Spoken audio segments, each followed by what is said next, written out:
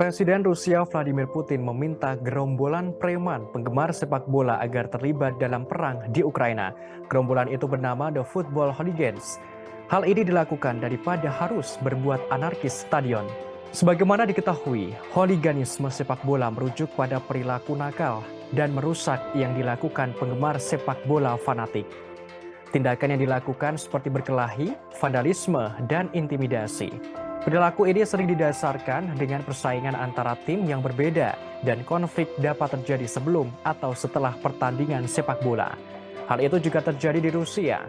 Terkait hal ini, Putin telah meminta sekelompok preman penggemar sepak bola untuk melawan perang di Ukraina. Namun, hal itu akan dilihat banyak orang sebagai tanda kelemahan lebih lanjut dalam angkatan bersenjatanya. Diketahui hanya 4 tahun lalu, selama final Piala Dunia FIFA 2018, pemimpin Rusia secara terbuka mengutuk tindakan The Football Hooligans. Namun sekarang orang-orang itu berjuang untuk Putin sebagai bagian dari pasukan paramiliter Republik Rakyat Donetsk. Para pejuang seluruhnya terdiri dari penggemar ultra yang pernah terkenal karena pertempuran di teras stadion Rusia dan Eropa. Maskot utama mereka adalah anak singa yang mereka temukan selama pertempuran di Mariupol. Tetapi mereka juga memiliki anjing adopsi. Mereka telah mengesampingkan kesetiaan sepak bola mereka. Mereka juga mengklaim sebagai unit yang kohesif, bersedia mati di garis depan untuk Ukraina.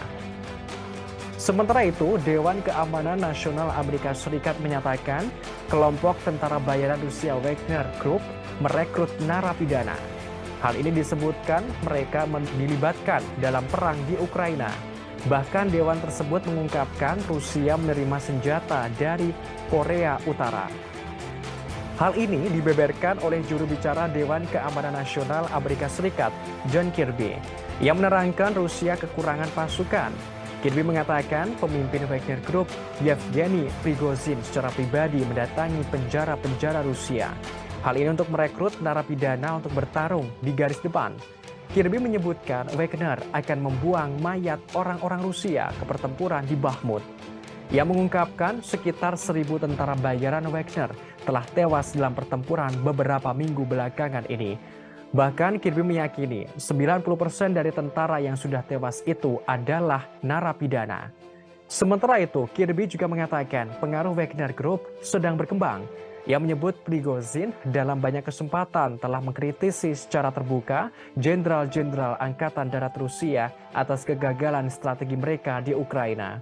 Para analis mengatakan Kementerian Pertahanan Rusia telah menanggapi kampanye rekrutmen Wagner Group secara negatif.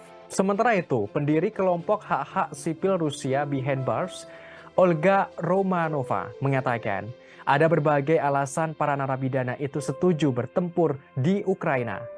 Diungkapkan, para napi tidak tertarik dengan ideologi, mereka hanya tertarik pada kebebasan. Menurutnya, mereka ingin bebas melakukan sesuatu sebagaimana yang mereka lakukan ketika menjadi anggota geng. Mereka ingin bebas dari penjara, dari disiplin yang ditegakkan, dan sebagainya.